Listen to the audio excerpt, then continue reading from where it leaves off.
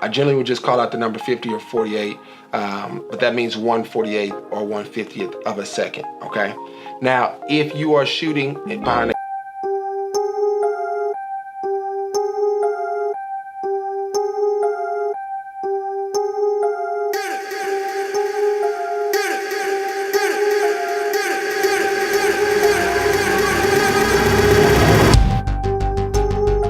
What's going on, everybody? I'm Gary from the Content Creator Academy, and today we're going to be talking about 5 unique tips to help you better use your shutter speed in your camera. So if you've just gotten a DSLR or mirrorless camera, it's important to understand how the shutter speed affects your images and your videos. And today we're going to talk about both. What the heck is shutter speed? I'm glad you asked. Here's the Gary version. You have a sensor on any DSLR camera. It's a little square like this, all right? The shutter actually works to cover the sensor until you press the shutter button or until you start recording video. When you're taking a picture and you press the button that takes the picture, the shutter opens and closes back. The speed in which it opens and closes is what we refer to when we mention the term shutter speed. So it can be open for a long time and close, or for a very quick time and close. All right, so tip number 1, use a tripod whenever you can, all right? Especially if you're gonna have your shutter speed open for long periods of time. Maybe you're shooting some traffic and you wanna get that blur at night, some night traffic, and you wanna have those lights kind of streaming through your photo. Or maybe you're at the beach and you wanna have those waves rushing over the waters, and you want it to look like a nice, smooth water flow. You wanna have your shutter speed open for some time. And that would be anywhere from 1 second to 5 or 10 seconds at times, depending on what you're trying to shoot. There's a lot of cool things you can do when you keep your shutter open for a longer period of time, but none of them are cool if you don't have a tripod. So keep the tripod handy.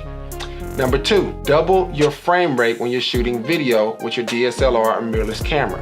So if you're shooting your videos at 24 frames per second, then you want to have your shutter speed double that at either 48 or 50. If your camera can do 48, go for it. My cameras, they default to the 50. If I was shooting in slow motion, I was shooting something at 60 frames per second, then I would actually make my shutter speed 120, 1/120th of a second. Number 3, set your shutter speed based on the requirements of your external flash when you have it. So every external flash unit is going to have a unique shutter speed setting that it has to be set to, unless you're doing some type of high speed sync for that external flash unit, all right? So for example, my first set of external flash, the sync speed for it was like 1/200th of a second. So every time I took a picture using those flash units, I had 2 of them. So if I used one or both of them, I needed to have it sync at 1/200th of a second in order for there to not be any extra curtains blockage or anything like that. So it would be a fully exposed photo in the proper way without any dark spots at the bottom or at the top. Now with my new flash, the actual requirement is 1/250th of a second. So now I set all my photos when I use my external flash to be at 1/250th of a second.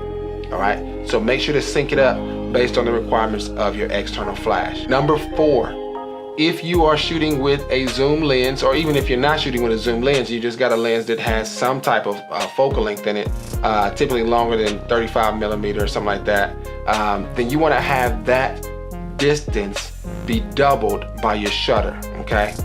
So if you have, and you're shooting photos, this is really only applies to photography. If you're shooting photos and you've got a 70 to 200 zoom lens on your camera, you got to extend it all the way out to 200. Then you want to have your shutter speed to be at least 1/400th of a second, just to ensure that you don't include any camera shake, because as you zoom in, the shake becomes more evident in the image. So you want to try to alleviate that by changing your shutter speed to be faster, all right? Now this can vary based on the stabilization that may be built into some of your cameras. Also based on the stabilization that's built into the lenses. So just as a general rule of thumb, you want to actually have your shutter speed be twice your focal length. of your actual lens. All right, so if you're shooting with a 55 millimeter lens, then you want to have your shutter speed to be at least 110 or 1/10 of a second. Number 5, if you are shooting on a green screen and you're shooting an image, maybe yourself or someone else, maybe for a music video or something like that, then you want to make your shutter speed, I know earlier we talked about it being for video, you want it to be twice the frame rate, but if you're shooting at 24 frames per second, typically you want your shutter speed to be at 48 or 50.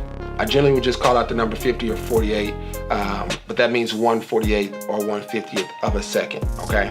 Now, if you are shooting behind the green screen, or in front of the green screen, I should say, you want to actually turn up that shutter speed a little bit to alleviate any blur in the hands or in the movement of the body or the head or anything like that. It actually helps keep your frames cleaner when you're doing your keying out of the green screen. So keep that in mind. If you're shooting with the green screen behind you, you can actually turn the shutter speed up to maybe like 1/80th of a second if you have it and you're shooting at 24 frames per second. Instead of being at 50 or 1/50th of a second, then turn the shutter speed up to 1/80th of a second. So those 5 tips are things that you may not have known about the shutter speed that will allow you to do some pretty cool stuff with your camera.